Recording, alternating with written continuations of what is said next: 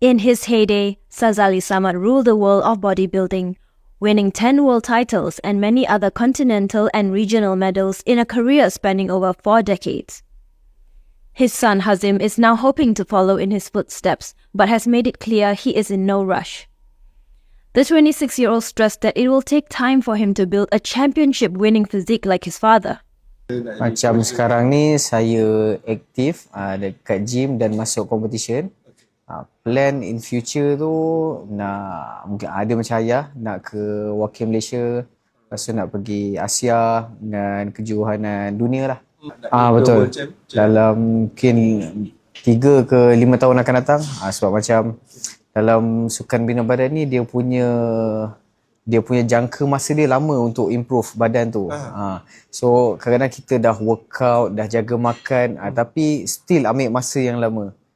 So macam saya sekarang ni, saya just improve dari segi saya punya kondisi badan dan performance saya waktu training.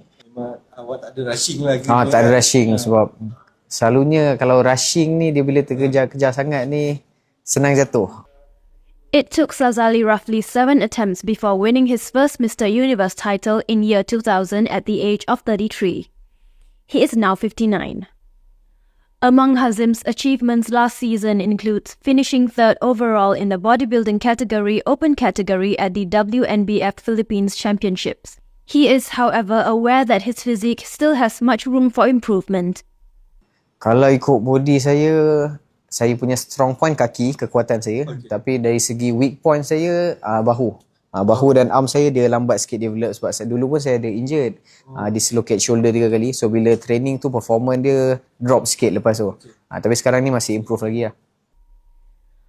Hazim currently works as a personal trainer at Sazali Samad Gym and Fitness in Taman Permata, Kuala Lumpur, which officially opened its doors late last year.